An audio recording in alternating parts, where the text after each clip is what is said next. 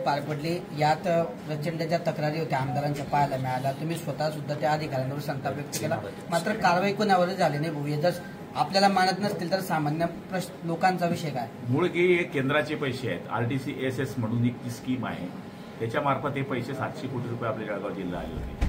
दिशा नावाची जी समिती खासदार महोदयांच्या अध्यक्षतेखाली असते त्याच्यावर पूर्ण कंट्रोलिंग त्यांचं असते. पण आम्ही एक विचार केला की ज्यावेळेस जिल्हा नियोजन समितीमध्ये सगळ्या आमदार महोदयांनी जास्त तक्रारी ह्या MSCBच्या केल्या होत्या, तेव्हा आम्ही असं ठरवलं होतं की आपण 15 दिवसाच्या आत MSCBची बैठक घेऊ. पण मध्येच पावसाळा आणि इतर गोष्टी आल्यामुळे ती थोडी लेट झाली. पण म्हणून आम्ही ही आढावा बैठक घेतली होती. त्याच्यामध्ये आम्ही हा एक विचार केला की आपण जर हे जिल्ह्याकरता पैसे आले तरी हे का विचारू नये, म्हणून आम्ही त्या अधिकाऱ्यांना, कॉन्ट्रॅक्टरांचे, त्यांच्या प्रतिनिधींना या ठिकाणी बोलवलं होतं. आणि आपण पाहिलं असेल की जळगाव शहर असेल, चोपडा असेल, मुक्ताईनगर असेल, पारोडा असेल, तत्सम जे काही तालुके आहेत त्या सगळ्या आमदार मोदयांनी त्यांचे विषय मांडले. आणि त्याच्यामध्ये 43-33 KVचे जे केंद्र आहे ते त्यांनी सुरू करायचे होते, त्यापैकी फक्त 10 ते 12 ठिकाणी त्यांनी काम सुरू केलेलं आहे. त्यामुळे आम्ही त्यांना ब्लॅकलिस्टमध्ये टाका अशा पद्धतीची जी एजन्सी आहे, जी भोपाळची मला वाटते एजन्सी आहे अग्रवाल म्हणून, त्यांना ब्लॅकलिस्ट करा अशी आम्ही त्यांना आज आदेश दिलेले आहे. आणि मला तरी असं वाटतं की याच्याने पोल बसणे, तार लावणे, पोल सरळ करणे, या सगळ्या गोष्टी त्याच्यामध्ये डिपेंड आहे. आणि लोकांच्या मागण्या ह्याच आहे की आमचा पोल इतक्या दिवस झाला आहे, तो पोल बसत नाही, अमुक होत नाही. तर आज योगायोगाने सगळ्या आमदारांच्या माध्यमातून ही मिटिंग झाल्यामुळे त्याच्यावर उजाळा आला की जळगाव जिल्ह्यामध्ये एवढे पैसे येऊन सुद्धा जर न्याय मिळत नसेल तर मग तो कोणी आधी आता कॉन्ट्रॅक्टर असेल त्याच्यावर कारवाई करावी. जसं काम करत नाही, हा तुम्ही मुद्दा मांडला. वायरमन जे रेग्युलर महावितरणचे आहेत त्यांनी झिरो वायरमन काम करत नाही असं आमचं म्हणणं नाही. वायरमन ज्या वेळेस त्याची ड्युटी असते त्यावेळेस त्यांनी तिथे रात्रीच्या वेळेस गेलं पाहिजे, कारण की झिरो वायरमन काम करतात आणि ऍक्सिडेंट होतात त्यावेळेस त्यांना कोणी वाली नसते. आज आमच्याच तालुक्यामध्ये एक पोरगा पडला खाली बिल्ल समाजाचा आणि तो झिरो वायरमन होता. आज त्याची काय परिस्थिती, 35 वर्षाचा आहे, लहान बच्चू आहे, काय करणार तुम्ही त्याला? आमचं म्हणणं असं आहे की जसा ग्रामसेवक, तलाठी, इतर शिक्षक हे हेडक्वार्टरला जातात की नाही, तर यांनी त्याच्या ड्युटीच्या वेळेस राहावं. नाही त्या गावात राहत तर बाजूला लगतचे तू बाजारपेठेच्या गावात जातो तर फोन आल्यानंतर मोटरसायकल असते 5 मिनिटात 10 मिनिटात तू तिथे जातो. धरणगावचा माणूस आता गारखेडाला ऍक्सिडेंट झालाय, तिथे जर तो वायरमन राहत असेल तो 5 मिनिटात या गावात पोहोचू शकला असता. आज ही घटना घडली नसती. म्हणून आमचं म्हणणं आहे की झिरो वायरमन वर न अवलंबून राहता वायरमन सुद्धा हेडक्वार्टरला राहते की नाही याची सुद्धा काळजी घेतली पाहिजे, कारण की ते जर गावात राहिले ते निम्मे ऍक्सिडेंट होणार नाही आणि लोकांच्या तक्रारी आमच्यापर्यंत येणार नाही.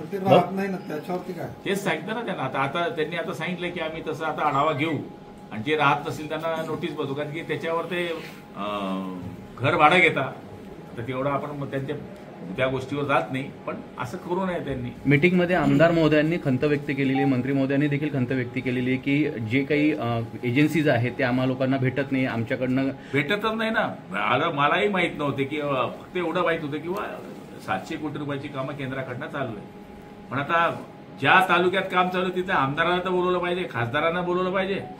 काम होतंय की नाही होतंय, 33 KVचं काम आहे तर कमीत कमी नाही त्याला ते जागा ट्रान्सफर, आमची जागा, आमच्या त्या गावाची जागा कलेक्टरकडनं त्याच्या हस्तांतरण होते, टेंडर होते, तरी तुम्ही आमदारांना बोलवत नसाल, आमदारांना सांगत नसाल तर ही गोष्ट चुकीची आहे. ही खंत त्यांच्यासहित मी सुद्धा मांडली. भाऊ, एक जो विषय महाराष्ट्रातल्या इतर जिल्ह्यांप्रमाणे जे आहे जळगाव जिल्ह्यात ही अतिवृष्टी झाली.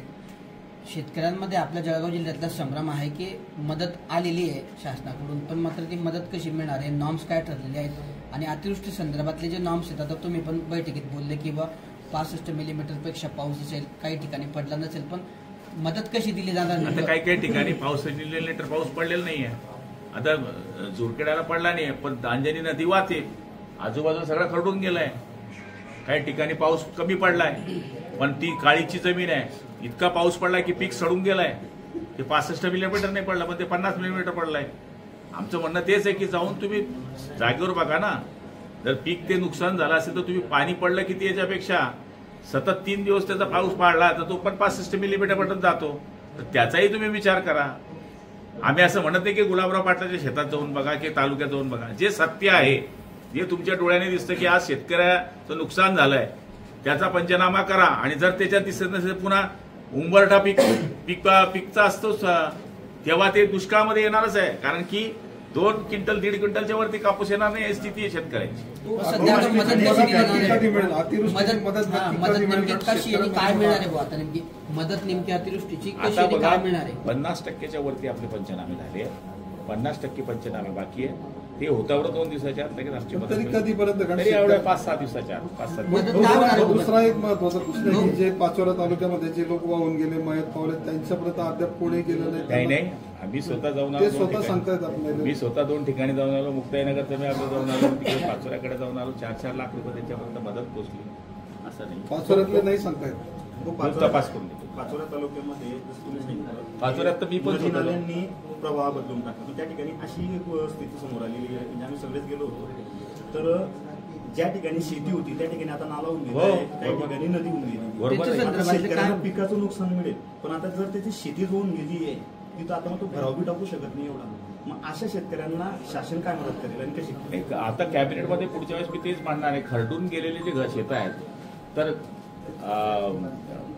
या ठिकाणी आपला नियमच आहे, दारमुक्त धरण आणि गावयुक्त शिवार. तर त्याच्यामध्ये त्याला शासनाकडनं काही करता येते का पुढच्या काळामध्ये मदत, तर तो त्याच्या शेताची मातीची लेवल करू शकेल. कारण की हे आपल्या जळगाव जिल्ह्यात तर फार कमी आहे, पण तुम्ही जर मराठवाडा पाहिला तर 90% खरडून गेल्या जमिनी. त्यामुळे शासनाने कळला ही करण्याकरता आम्ही विनंती करणार आहोत. गुरांच्या परिस्थितीत काय? कारण गुरं अनेक वाहून गुरं जे गेले. होते, जिथे जे सापडले गुरं त्यांचे पंचनामे झाले, पण काही ठिकाणी गुरं सापडले नाही वाहून गेल्यानंतर. आम्ही त्यांना सांगितलं की लसीकरणचा प्रूफ आहे, इतर गोष्टी आहे, ते तुम्ही ग्राह्य पकडा आणि शेतकऱ्याला मदत द्या. त्यांनी ते मान्य केलं. भाऊ, अतिवृष्टीमुळे शेतकऱ्यांचं खूप मोठं नुकसान झालेलं आहे. या सरकारने शेतकऱ्यांना प्रति एकर 50,000 रुपयाची मदत जाहीर करावी आणि पहिला हप्ता म्हणून तातडीने 25,000 रुपये द्यावे, असे जयंत पाटील यांनी म्हटलं आहे. हे बघा, सरकार जास्तीत जास्त मदत देण्याचा प्रयत्न करणार आहे. आणि आपण पाहिलं असेल की देवेंद्रजी आणि स्वतः एकनाथ शिंदे साहेब, अजितदादा, सगळे मंत्री महोदय यांचे पूर्ण मराठवाड्याचे इतर भागात दौरे झालेले आहेत आणि ते पण शेतकरी आहे. याच्यामध्ये आपल्याला काय जयंत पाटलांनी मागणी केली म्हणून त्याचा राग नाही आहे, पण शेवटी जी रीतशीर मदत दिली पाहिजे, शेतकऱ्यांना उभं केलं पाहिजे, ते करण्याकरता सत्ताधारी पक्ष असेल किंवा विरोधी पक्ष असेल, 100% आम्ही एक सुटीने शेतकऱ्यांच्या मागे उभं राहून मदत करू. उद्धव ठाकरे जे म्हणतायत की उद्धव ठाकरे गेले होते पाहणी करायला, त्यांनी म्हटले की सरसकट कर्जमाफी करा, कर्जमाफी केली नाही तर मी मराठवाड्याच्या शेतकऱ्यांसोबत रस्त्यावरून आंदोलन करेल. पंतप्रधानांनी शेतकऱ्यांची पाहणी करायला यावं, त्यांच्या अश्रू पुसाव्या असं त्यांनी म्हटलंय. हे बघा, पहिले आता पूरग्रस्त शेतकऱ्याला उभं करणं महत्वाचं आहे. कर्जमाफी हा टप्पा पुढचा आहे. पहिले आज काय स्थिती आहे ते करणं गरजेचं आहे. आणि मला खात्री आहे उद्याच्या दिवशी जर कर्जमाफीची वेळ आली तर आमचं सरकार त्याचाही विचार करेल. पण हे माझ्या एकट्याच्या हातात नाहीये, याच्यावर मुख्यमंत्री वगैरे सगळी मंडळी निर्णय घेईल. शेतकऱ्यांची जर कर्जमुक्त करा असं संजय राऊत म्हणतात, पीएम केअर फंडातून शेतकऱ्यांना शिवसेना तर त्यांनी मुक्त केली ना, कर्ज आम्ही मुक्त करू. शेतकऱ्यांची कर्जमाफी जर झाली नाही, देवेंद्र फडणवीस जे आहेत ते दिल्लीला गेले, तर दिल्लीला जाताना त्यांनी त्यांची 2 उपटसुंब जे आहेत म्हणजे एकनाथ शिंदे आणि अजित पवार यांना थेट ते उपटसुंब बोललेत. त्या उपटसुंबांना सुद्धा फडणवीसांनी दिल्लीला घेऊन जावं असं संजय राऊत बोलले. कोण? संजय राऊत. आता त्यांचे नाते काय लागायचं? त्यांना पाशा पटेलचा बांबू दाखवला पाहिजे. शेतकऱ्यांची जर कर्जमाफी झाली नाही, शेतकऱ्यांची जर कर्जमाफी झाली नाही तर जगणं मुश्किल होईल, असा इशारा संजय राऊतांनी दिला आहे. शेतकऱ्यांची जर कर्जमाफी झाली नाही तर जगणं मुश्किल होईल, असा इशारा संजय राऊतांनी दिला आहे. आम्ही शेतकरी आहोत आणि शेतकऱ्यांकरता आम्ही वन भटकतोय, आम्ही पण काम करतोय. म्हणून मी म्हटलो की पाशा पाटलांनी जे बांबूचं पिकाचा प्रचार सुरू केला आहे तो बांबू त्यांच्या हातात दिला पाहिजे. तो 5 तारखेला मुख्यमंत्री उपमुख्यमंत्री दौऱ्यावर येत आहे, काय वस्तुस्थिती कसं असेल? दौरे सगळे रद्द झाले आहेत. याचं कारण पाणी जास्त पडल्यामुळे, अतिवृष्टी झाल्यामुळे अगोदर पहिलं प्राधान्य शेतकरी आहे आणि त्याच्यानंतर मग 10-5 दिवस दौरा पुढे लागतो. भाऊ, लाडक्या बहिणी विचार केला शेतकऱ्यांचा दिवसेंदिवस संताप वाढत चाललेला आहे. काल आपले आमदार आहेत भरत गोगावले, त्यांचा पण ताप आवडला होता. आज उदय सामंतांचा पण. हे बघा, भावना आहे. माझी गाडी अडवली तर मी खाली उतरून नम्रपणे त्या शेतकऱ्याचं ऐकेल आणि तो आमचा राजा आहे. त्याच्यामुळे आम्ही 2 घास जेवतोय. त्यांनी संताप केला तर काय राग आहे? जो प्रेम करतो तो संताप करतो. आम्ही ऐकलं पाहिजे. आम्ही प्रतिनिधी आहे. त्याचं नुकसान झालंय आणि त्याने जर ताफा अडवला तर आम्ही उतरू, त्याचं समजून घेऊ, सरकारच्या समोर मांडू आणि जेवढं आमच्या परीने करता येईल तेवढं करण्याचा प्रयत्न करू. बुलढाणा जिल्ह्याचे पालकमंत्री तुम्ही राहून चुकलेले भाऊ, बुलढाणा जिल्ह्याचे पालकमंत्री तुम्ही राहून चुकले. बुलढाणा जिल्ह्यात पालकमंत्री येत नाही असं ओरड होती. साहेब गेलेले आहेत असं काय म्हणतात तुम्ही? तो एका 50% ठिकाणी जे पंचनामे झालेले आहेत तर त्यांना मदत अगोदर देता येणार नाही का? कारण आतापर्यंत मदत न मिळाल्याने आक्रोश मोठा आहे शेतकऱ्यांचा. नाही, लगेच काही काही आता कसं आहे, शेवटी दररोज वाढ होतीये. आज आपल्याला वाटतं 10,000 हेक्टर झालंय, उद्या 12, 15, 17, 21 पूर्ण फिगर आल्यानंतर त्या पद्धतीने डिमांड वरती केलं तर पैसे दिले तर आज बाकीचे मागा, नंतर उद्या बाकीचे मागा, त्यापेक्षा त्यात वेळ जातोय.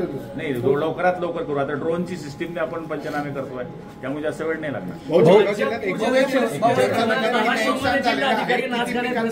धाराशिवमध्ये जिल्हाधिकारी नाचगाण्यात व्यस्त आहे. राज्यात पूर परिस्थिती असताना मला माहिती भाऊ, लाडक्या बहीण किती नुकसान झालेलं आहे, किती पशुधन झालेलं आहे, मयत किती झालंय या अतिवृष्टीमुळे जळगाव जिल्ह्यात? नुकसान 80,000 मला वाटते जवळपास. आता लेटेस्ट आकडा आहे 80,000 हेक्टर.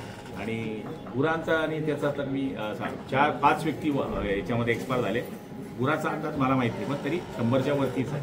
भाऊ, एक शेतकरी काल समस्या मांडत असताना अजितदादांना बोलला की दादा आम्हाला मदत करा, सरसकट कर्जमाफी करा. तर अजितदादा त्यांना थेट बोलले की आम्ही इथे गोटा खेळायला आलो नाही, आम्हाला पण समजतं. अरे गावरान भाषा आहे, माणूस बोलतो म्हणजे ती काय अर्थ असतो का त्याला? भाऊ, लाडक्या बहीण म्हणतो नाचता येईन अंगण वाकडं, मग खरंच असतं का ते? ही आपली गावरान भाषा आहे, रांगडी भाषा आहे, याच्यात बोलतो माणूस. भाऊ, लाडक्या बहीण योजनेअंतर्गत भाऊ प्रांजल केवलकरांचा जामीन मंजूर. प्रांजल केवलकरांचा एकनाथ खडसे यांचा जवाई प्रांजल केवलकर यांचा जामीन मंजूर झाला. चांगली गोष्ट आहे, वादा घेऊन जाऊ. भाऊ, लाडक्या बहीण योजनेअंतर्गत